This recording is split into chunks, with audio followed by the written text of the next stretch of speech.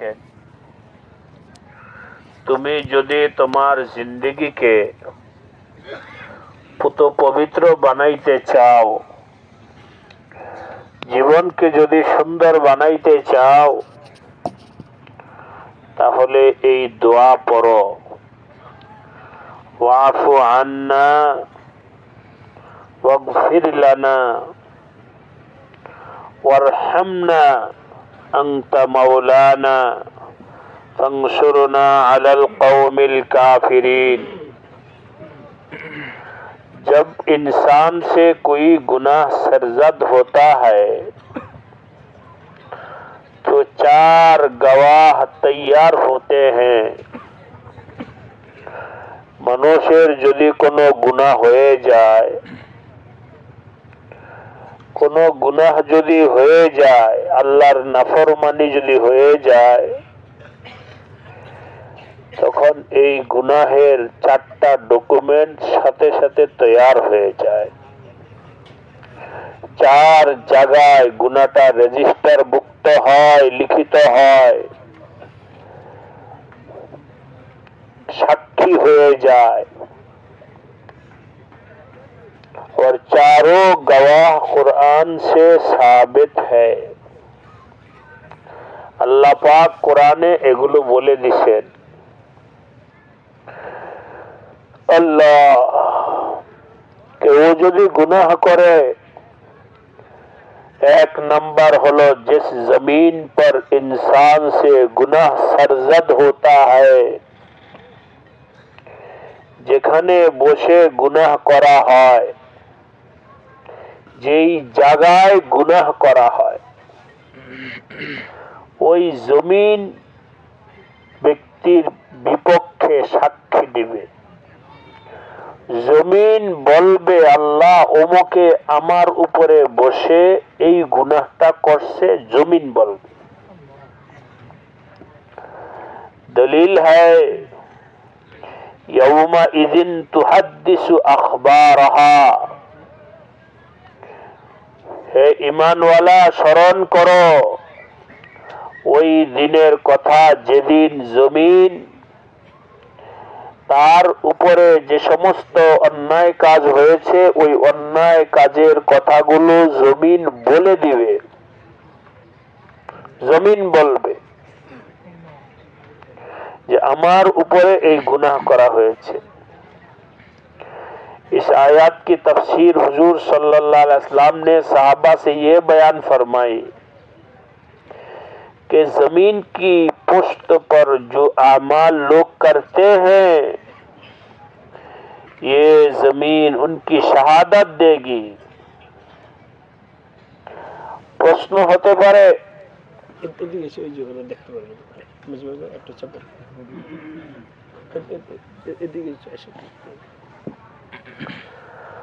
প্রশ্ন হতে পারে জমিন কিভাবে সাক্ষী দিবে?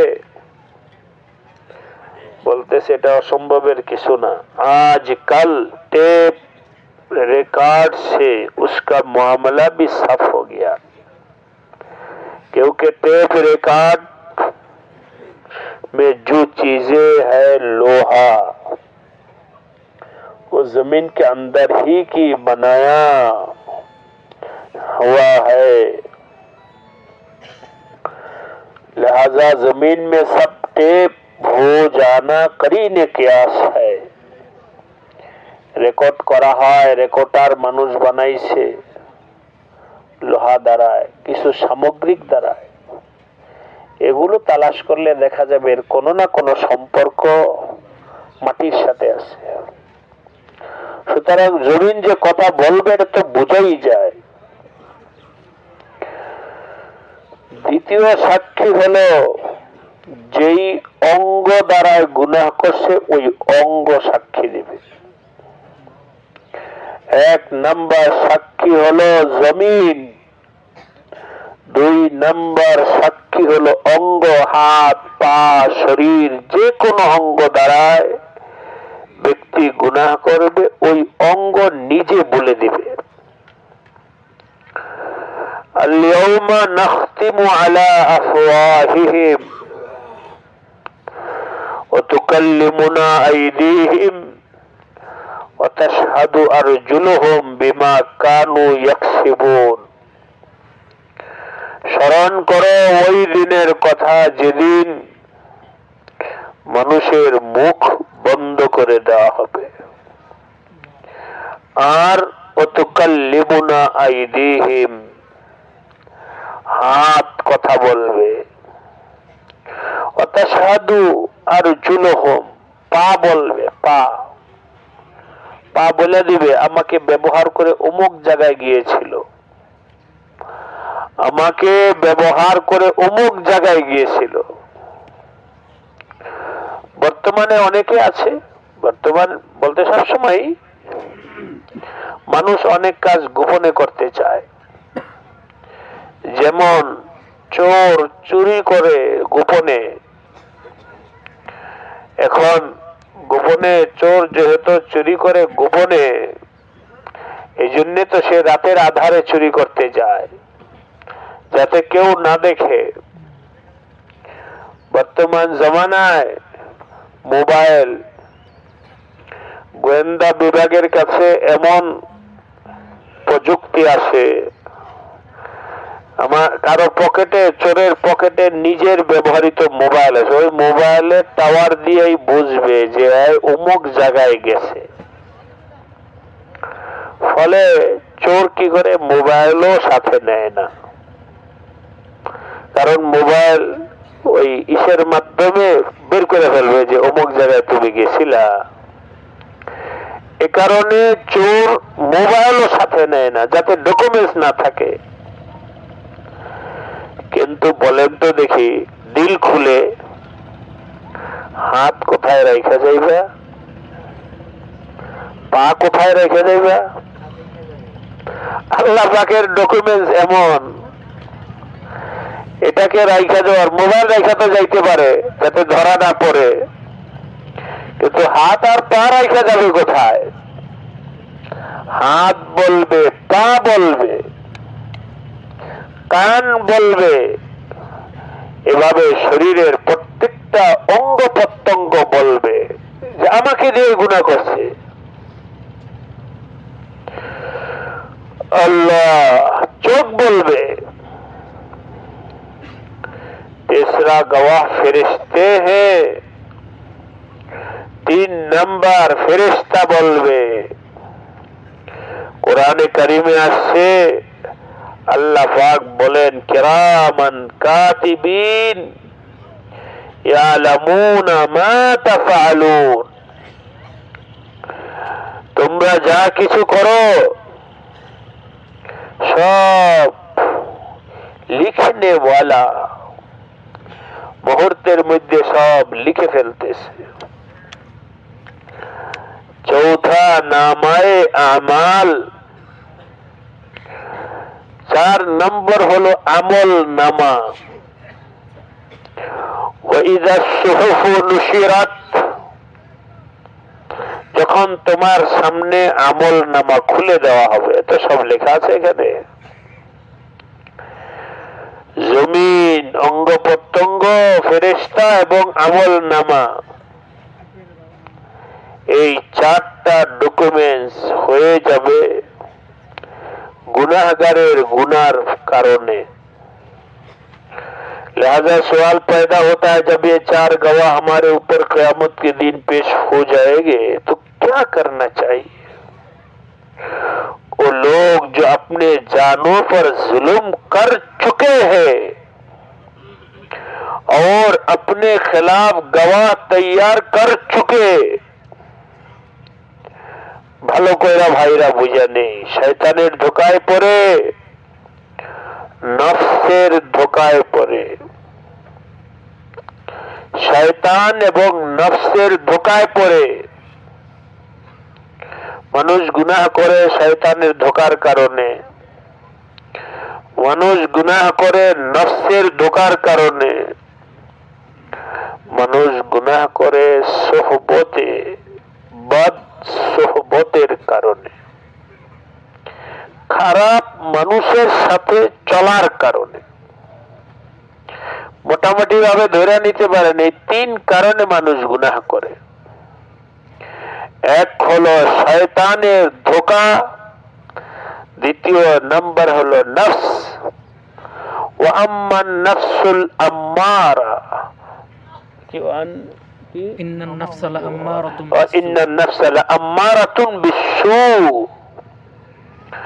মানুষের নফস মানুষকে খারাপের নির্দেশ দেয়, এই কাম করো ওই কাম করে, তো মজা লাগায় দেয়।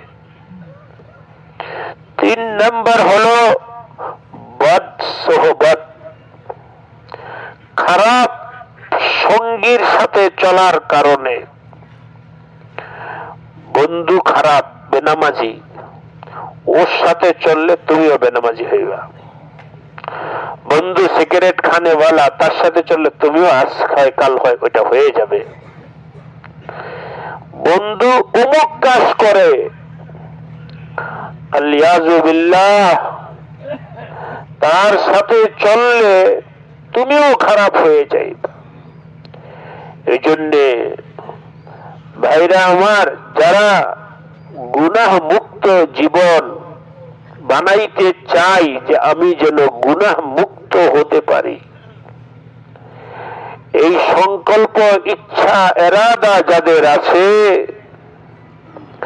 তারা যেন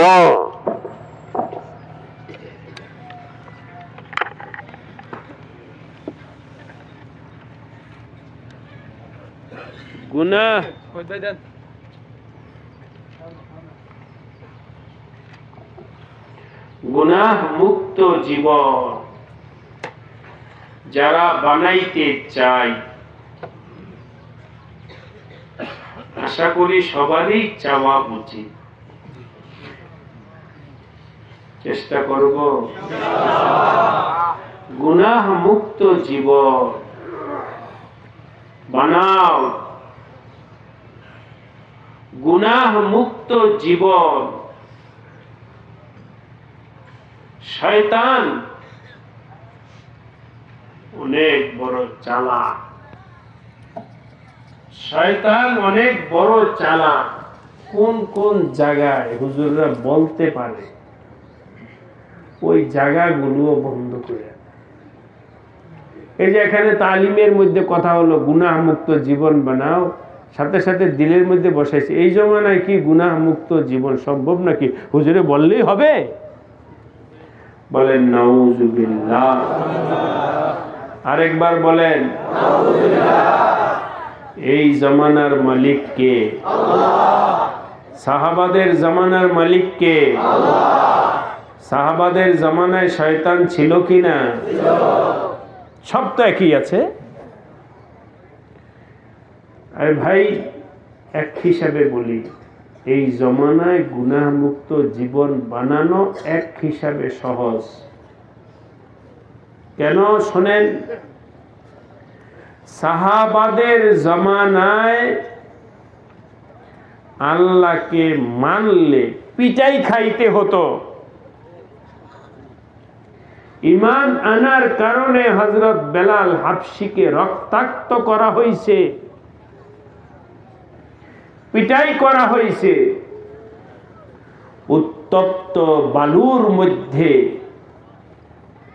শরীর খালি করে ওই গরম বালুর মধ্যে শোয়ায় দেওয়া হয়েছে। হযরত বেলাল রাদিয়াল্লাহু তাআলা আনহুকে লোহা গরম করে ওই লোহার উপরে শোয়ায় দেওয়া হয়েছে। অন্যায় কি ছিল? আল্লাহকে মানা। অন্যায় কি ছিল? আল্লাহকে মানা। আপনারা বলেন, নামাজ পড়ার কারণে কে কাকে কোন দিন মারছে? কোন দিন মার খাইছেন? বকা খাইছেন? নামাজ পড়ার কারণে কোনদিন বকা খান নাই। নামাজ পড়ার কারণে কোনদিন কেউ আপনাকে পিটায় নাই। নামাজ পড়ার কারণে কোনদিন মা বাবা খানা বন্ধ করে দেয় নাই। নামাজ পড়ার কারণে তোমাকে ঘর থেকে কেউ বের করে দেয় নাই। সেই হিসাবে আগের জমানা থেকে এই জমানায় আল্লাহকে মানা আমল করাটা সহজ না কঠিন? ও খামোখা শয়তান আমাদেরকে বুঝায় রাখছে, না না এটা করা যাবে না, এই জমানায় গুনাহ থেকে বাঁচা সম্ভব না। হুজুর আমরা কি পারবো? আমরা সাধারণ মানুষ, হুজুর আপনাদের সম্ভব, আমরা পারবো না। এই কথাটাই শিখাইছে শয়তান। কেন ভাই বলেন? আমরা সাধারণ বা কিছু হওয়ার কারণে জান্নাতে যাওয়া লাগবে কিনা? না বলবো এটা যে না আমরা সাধারণ, আমরা কিসের জান্নাতে যাবো, আমরা পারবো না, আমরা যাবো না জান্নাতে, জাহান্নামে যাবো, এরকম কারো নিয়ত আছে নাকি? সুতরাং সবাই আজকে পাক্কা নিয়ত করেন ইনশাআল্লাহ গুনাহ থেকে বাঁচার জন্য আপ্রাণ চেষ্টা করব।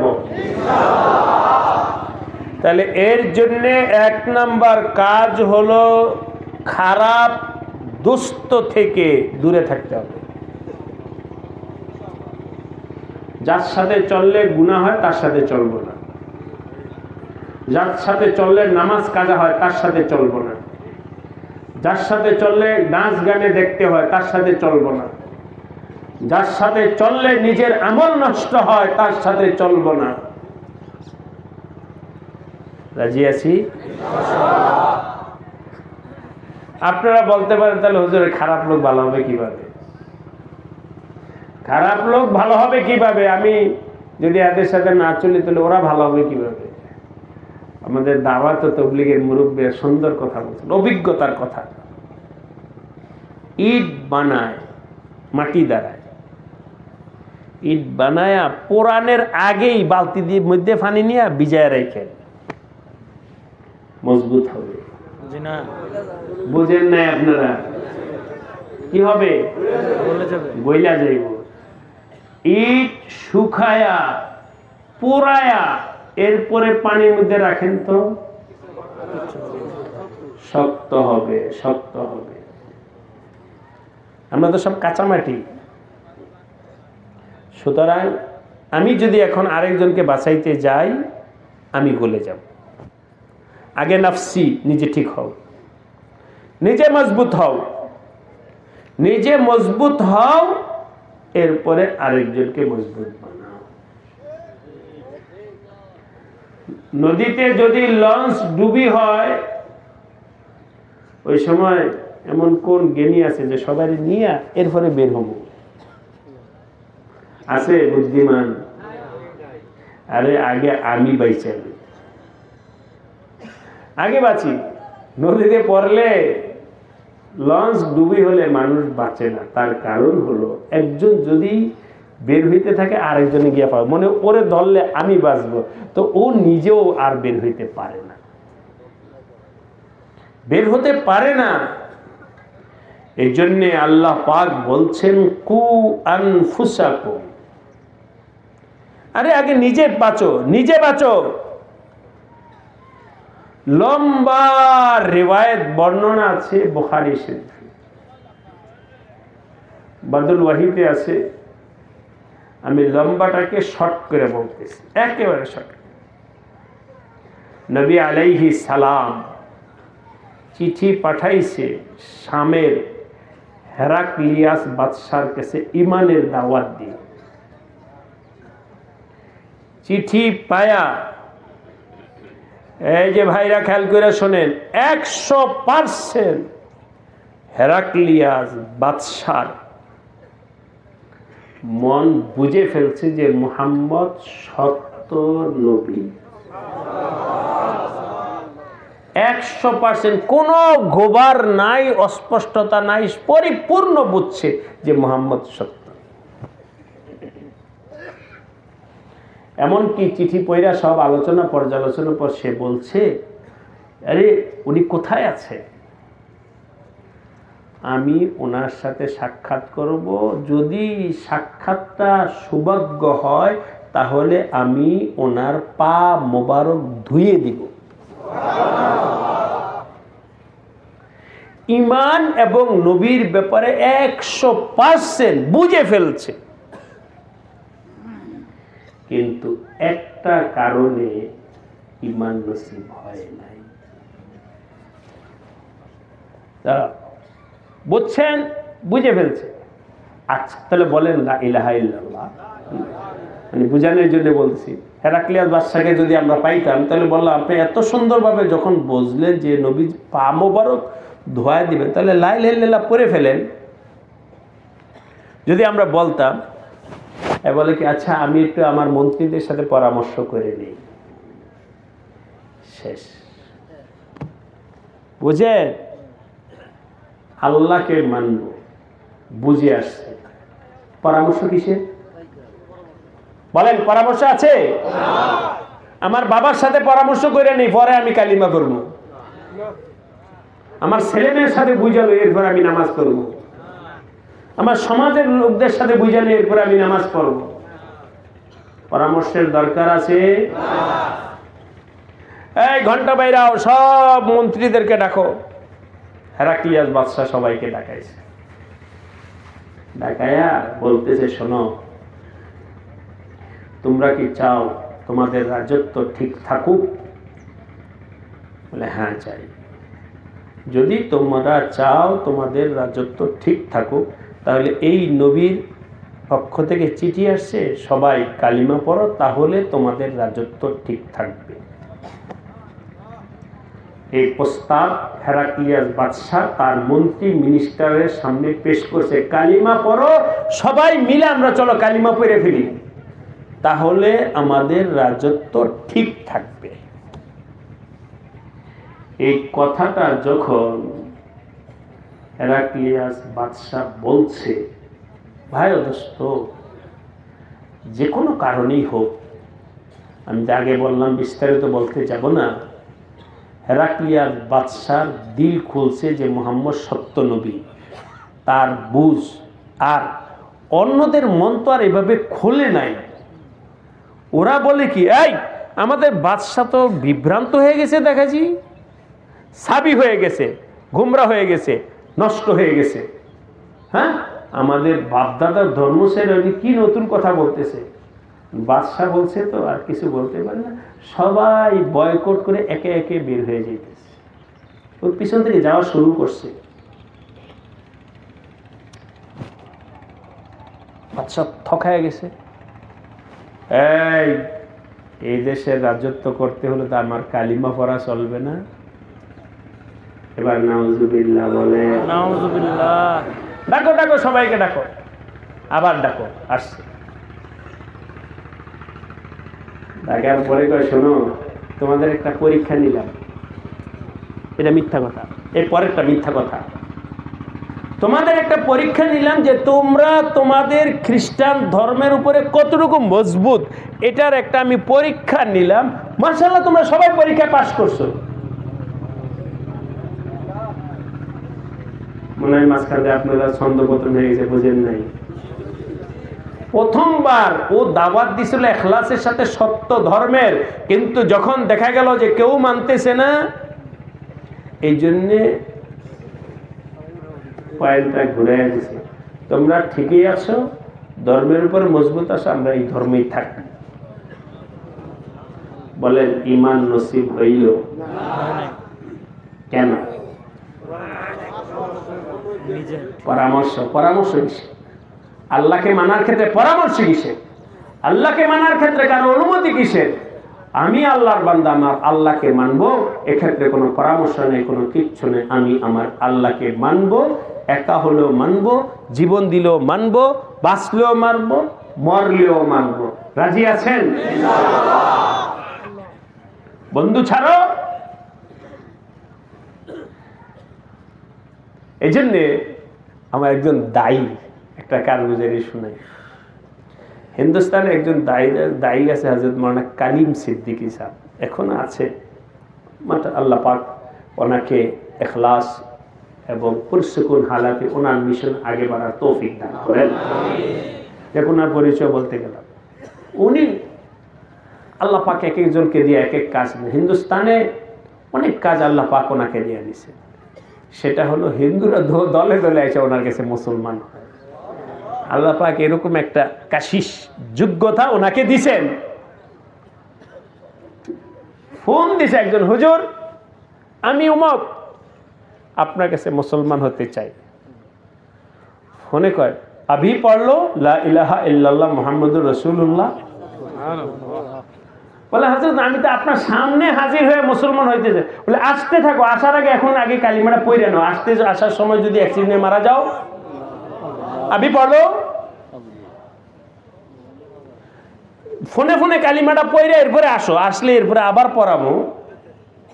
কিন্তু আসার আগে পথে যদি মারা যাও, আল্লাহ পাক যেহেতু তোমার দিলকে খুলে দিছে, আবি পড়লো লা ইলাহা ইল্লাল্লাহ মুহাম্মাদুর রাসূলুল্লাহ।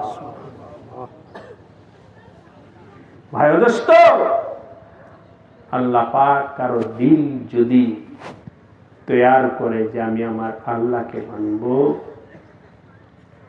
ওই ব্যক্তির কাল বিলম্ব করা মুনাসিব নয়। আল্লাহ আমাদের সবাইকে তৌফিক দান করেন। যদি আল্লাহকে পাইতে চাও, আল্লাহর কুরব, রেজা, সন্তুষ্টি, নৈকট্য পাইতে চাও, বদ সোহবত থেকে দূরে থাকো, খারাপ সঙ্গী থেকে দূরে থাকো। বিশেষ করে খারাপ সোহবতের মধ্যে বর্তমান জমানার একটা খারাপ সোহবত হলো অ্যান্ড্রয়েড মোবাইল।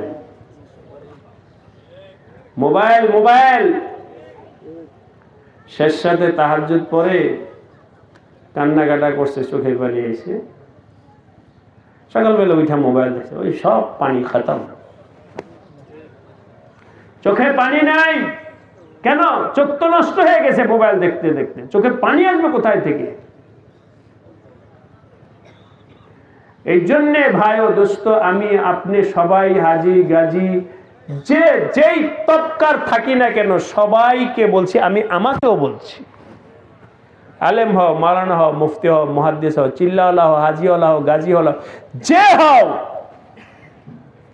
যদি তাকওয়াওয়ালা জিন্দেগি বানাইতে চাও, মোবাইলকে নিয়ন্ত্রণে রাখো।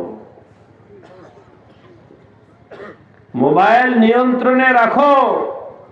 বড় মোবাইল এটা কখনোই নেক সোহবত হতে পারে না, এটা খারাপ সোহবত।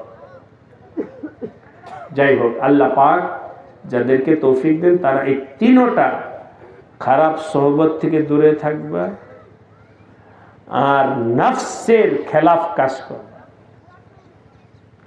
নফসের খেলাফ, মন যা চায় তা করব না, নফসের খেলাফ কাজ করব। যখন আমি বদ সোহবত এবং নফসের খেলাফ কাজ করব, তো আল্লাহ পাক শয়তানকে আমার কাছে আসতে দিবেন। শয়তান থেকে হেফাজত করবেন কে? আল্লাহ। নিজের চেষ্টা করো, মেহনত করো। এটা হলো ভবিষ্যৎ গুনাহ থেকে যদি কেউ বাঁচতে চায়, তাহলে খারাপ সোহবত, আল্লাহ, নফসের খেলাফ কাজ করব, ইনশাআল্লাহ ভবিষ্যতে গুনাহ থেকে বাঁচতে পারব। কিন্তু যেটা হয়ে গেছে ওইটা কি করব? ওইটা বলতেছেন আল্লাহর বান্দারা, যে সমস্ত गुनाह हुए গেছে, उनके लिए कोई सूरत ऐसी है कि ये गवाह क़यामत के दिन ना पेश हो। এই চারটা ডকুমেন্ট যদিও হইছে, জমিন, হাত পা, আমলনামা, ফেরেশতা আছে, কিন্তু এমন হতে পারে কিনা যে এই চারটা কোনোটাই আল্লাহ পাকের সামনে বলল না। এমন কি আমল আছে যে আমলের কারণে চারটা ডকুমেন্টস ভুলে যাবে? এক আজীব ঘটনা, আমরা আল্লাহ পাক কি করতে পারেন শোনেন। এই ঘটনাটা আমি অবশ্য ইতিহাসের মধ্যে পাই নাই, তবে আমাদের হবিগঞ্জের হযরত তাফাজ্জুল হক সাহেব রহমতুল্লাহ আলাইহি অনেক বড় মুফাসসির ছিলেন। উনি ওনার থেকে ঘটনাটা শুনেছি। ইংরেজরা যখন হযরত শাইখুল হিন্দ রহমতুল্লাহ আলাইহিকে মাল্টার কারাগারে আবদ্ধ করে রেখেছিল, তো জাজ যারা আইন বিষয়ে সম্পর্কিত তারা জানেন, আসামির সব তথ্য তালাশ নেওয়ার পরে জাজ শান্ত মেজাজে একটা ফয়সালা করেন। কোর্টে এসে ওটা শুনে এলেন। ফয়সালা তো আগেই ভিতরে ভিতরে করে নিয়ে আসে, ডকুমেন্ট সব তৈয়ার, জাজ এসে শোনাবে।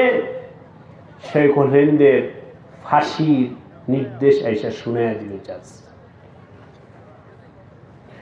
জাজ এসে বসছে, বসার পরে ফাইল উঠাইছে, ওইটা শোনানোর উঠাইছে। উঠানোর পরে যেই নির্দেশনামাটা পড়বে দেখে সব সাদা, কোনো লেখা নেই, সব সাদা। আরেকটা ফাইল উঠাইছে, এইটাও নাইরে দেখে সব সাদা। একটা, দুইটা, তিনটা, চারটা ফাইল উঠায় দেখে কোথাও কিছু লেখা নাই, বেকসুর খালাস। মাল্টার কারাগার থেকে হযরত শাইখুল হিন্দ এবং শাইখুল ইসলাম হুসেন আহমদ মাদানী বেকসুর খালাস হয়ে বের হয়ে আসছে। ভাই ও দোস্ত, এমন কি আমল আছে আপনার আমার, আল্লাহ পাকের ময়দানে, আল্লাহ পাকের সামনে যখন দাঁড়াবো তখন যেন আমাদের এই সবগুলো ফাইল সাদা হয়ে যায়।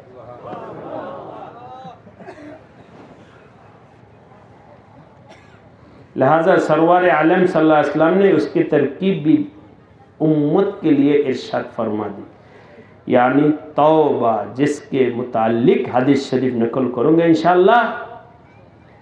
এই একটা আমল যদি করে তাহলে আল্লাহ পাক সব ফাইলকে সাদা বানিয়ে দিবেন। সেই আমল হলো তওবা। কি? তওবা। খালিস দিলে তওবা করো, খালিস দিলে তওবা করো। তওবা কিভাবে করতে হবে শুনে, শুধু আল্লাহুম্মা আমিন, ইমাম সাহেব বলল আল্লাহ সবারে মাফ করে দেন, আমিন, এটার নাম তওবা নয়। আস্তাগফিরুল্লাহ পড়ার নাম তওবা নয়। আস্তাগফিরুল্লাহ ভিন্ন, তওবা ভিন্ন। ওই দিন এক আলেম সাহেবের, আমাদের এক মুরব্বীর বয়ান শুনতেছিলাম, बोले ये लोग तो आमीन कहते, किस पर आमीन कहते वो भी नहीं जानते हैं। अगर कोई कहे अल्लाह तुम्हें जहन्नम दिया दो ताओ क्या आमीन, बुझे नहीं, এভাবে মুখস্থ আমিন বলে না, বুঝে আমিন বলে, এটার নাম তওবা। তওবা হলো মজলিস থেকে উঠা নিজ নিজ জায়গায় বসে চোখ বন্ধ করো, আল্লাহকে হাজির নাজির করো, কলবের ভিতরে হাজির নাজির করে। আরে আমাদের কি এগুলো তো শুধু বলার দ্বারা হয় না। হযরত হাকিমুল উম্মত থানভী রহমতুল্লাহ বলছেন, তুমি তোমার জীবনে যত গুনাহ আছে সবগুলো গুনাহ লেখো, নিজে লেখো,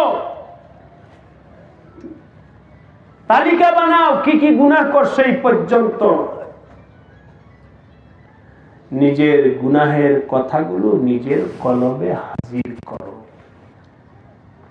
হাজির কইরা আল্লাহকে বলো, আল্লাহ আমার যতটুকু স্মরণ আছে, আমার 50টা গুনার কথা স্মরণ আছে, আল্লাহ এগুলো আমি লিখছি, হে আল্লাহ তোমার কাছে মাফ চাইতেছি, আমার এই গুনাহগুলোকে মাফ করে দাও। লেখো, তাইদের জন্য আমি বলছি লেখো। মুখে আল্লাহ মাফ করে দেন, কি মাফ করবো, সেই এহসাসই তো তোমার ভিতরে নাই। এই জন্য নিজের গুনাহগুলোকে লেখো, লেখা আল্লাহর কাছে বলো, আল্লাহ আমি তো এই গুনাহগুলো করছি, মাফ চাইতেছি। এক, সামনে করব না, এই গুনাহগুলো আর সামনে করো না। 2, 3 নম্বর হলো ছেড়ে দাও। ছেড়ে দাও। মাসলা আছে, ইশারাতে বললে ওলামারা বুঝবেন। কোনো ছোট কূপের মধ্যে যদি ইঁদুর পড়ে মারা যায়, কূপের পানিটা নষ্ট হয়ে যায়, সেখানে বিভিন্ন স্তর বা কিছু পরিমাণ পানি ফেলে দিলে ওই কূপটা পাক হয়ে যায়। কিন্তু নাপাকটা ওইখানে রাইখা নাপাকটা ফেলে দিয়ে, আমাদের হযরত শাহ হাকিম আখতার সাহেব রহমতুল্লাহ আলাইহি সুন্দর একটা উদাহরণ দিয়েছেন, খেয়াল করে শুনুন। ওই এখানে টেলিভিশন লাগানো, ওই যে কথার কথাই যে আমাদের বাতি, এখানে টেলিভিশন লাগানো, এন্তন পরিষ্কার আল্লাহ টেলিভিশন থেকে অনেক গুনাহ করছি, মাফ করে দেন। নজর কোন দিকে?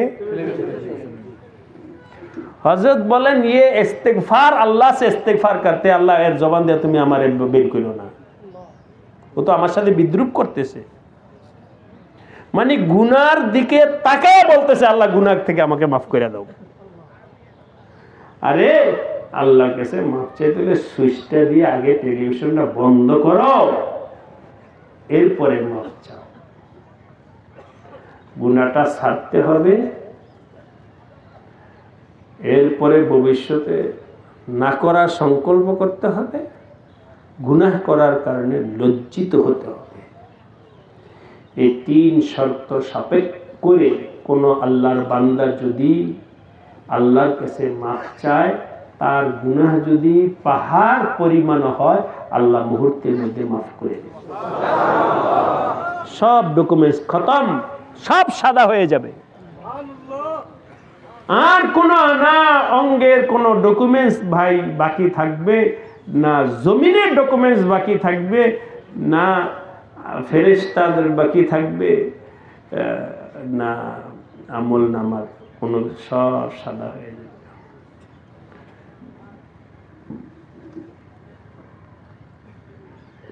কোন শায়ের বলেছেন, ফেরেশতাদেরও খবর নাই আল্লাহ পাক তোমাকে কি করছে। এই জন্য ভাই তওবা, নিজের গুনাহের জন্য তওবা করে, যেভাবে বললাম গুনার কথা স্মরণ করো, লজ্জিত হও, এরপরে চোখের পানি ছাড়ো, ভবিষ্যতে গুনাহ করব না, এরপর গুনাহ ছেড়ে দাও। আর যদি কারো হক নষ্ট করে থাকি, বোনের হক, বাবা মারা গেছে, জায়গা জমি সব আমি দখল করে রাখছি, বোনদের হক আদায় করে নেই, বোনদেরকে জায়গা জমি দেয় নাই, প্রতিবেশীর হক নষ্ট করছে, অমুকের হক নষ্ট করছে, তমুকের হক নষ্ট করছে। এসব যদি বান্দার হক নষ্ট করে থাকি, বান্দার হক পুরা করে দিব। এই শর্ত সাপেক্ষে যদি তওবা করে, তাহলে আল্লাহ পাক জীবনের গুনাহগুলোকে মাফ করে দেবেন। এবার সামনে চলতে থাকো, আর গুনাহ কইরো না, আর গুনাহ কইরো না। আল্লাহ পাক আমাদের সবাইকে এনফেরাদি ভাবে তওবা করার তৌফিক দান করেন, আমিন। ইজতিমাই ভাবেও আল্লাহ তৌফিক দান করেন, আমিন। চোখের পানি ছাড়ার আল্লাহ তৌফিক দান করেন, আমিন। কিছুদিন আগে একটা ইসলাহি জুড়ে বলছিলাম, ভাই কান্না শিখো, কান্না শিখো, চোখের পানি ছাড়া শিখো। আল্লাহ থেকে জবরদস্তি করে কিছু নেওয়া যাবে না। এক শায়ের বলছেন, জোররা বগুজার, শক্তি প্রদর্শনকে ছেড়ে দাও, জারিরা বগির, জোররা বগুজার, জারিরা বগির, কান্না শিখো, রহম সোয়ে জারি আয়েত আয় ফকির। হে ফকির, যদি আল্লাহর রহম পাইতে চাও, তাহলে চোখের পানি ছাড়ো, কান্না কাটা করো।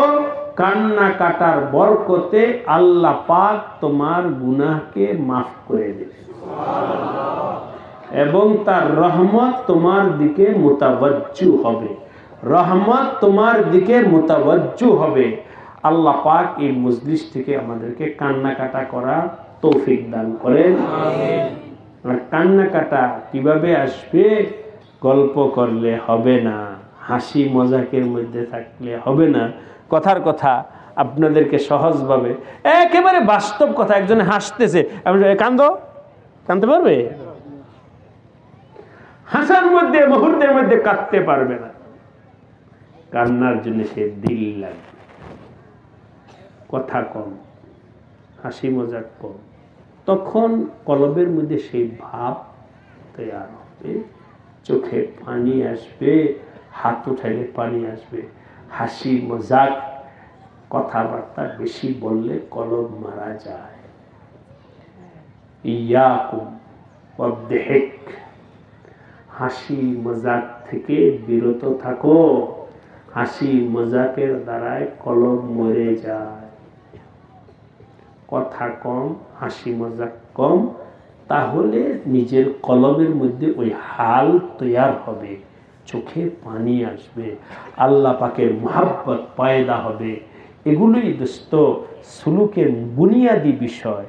সবার সাথে দিনভর গল্প আড্ডা হাসি মজাক, এর দ্বারা আপনার কলবের মধ্যে সেই ভাব তৈয়ার হবে না, কলব জিন্দা হবে না, কলব মরতে হবে। আল্লাহ পাক এই বড় মজমার মধ্যে দেখা যায় এই অনেকে কথা বলতেছে, যারা কথা বলে হেদেরটা তো দেখা যায়, কিন্তু যারা ঠিক যা হাসিল করতেছে হেডটা তো আর দেখা যায় না। এর মধ্যে আছে, এর মধ্যে আমল করনেওয়ালা আছে, তবে আমল করনেওয়ালাদেরকে দেখা যায় না, আমলের খেলাফটাকে দেখা যায়। আমার জানা মতে, ধারণা মতে এখানে অনেক আছে চুপচাপ আছে, আমল করতেছে, কারোর সাথে ওরকম মিশতেছে না, হাসি মজাক করতেছে না, সে তার আমল ঠিকই করতেছে চুপচাপ। আল্লাহ পাক আমাদের সবাইকে তৈয়ার করে। মাদানী খানকা হযরত ফেদায়ে মিল্লাত রহমতুল্লাহ আলাইহি খানকায় রমজান মাসে ইতিকাফে, ওই মজলিসে কত মানুষ আছে, এই করতেছে সেই করতেছে, কিন্তু যারা কামাই করার তারা ঠিকই কামাই করতেছে,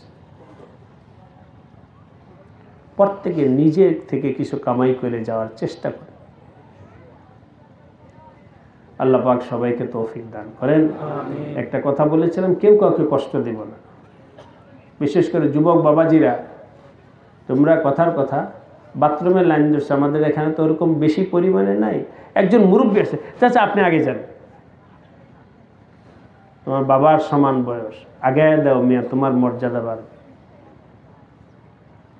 এরকম পরস্পর একরামের মুআমালা, এগুলো তো একটা খানকাওয়ারি মেহনত, এটা দুনিয়াবি কোনো সমাবেশ এইসব কিছু নাই ভাই।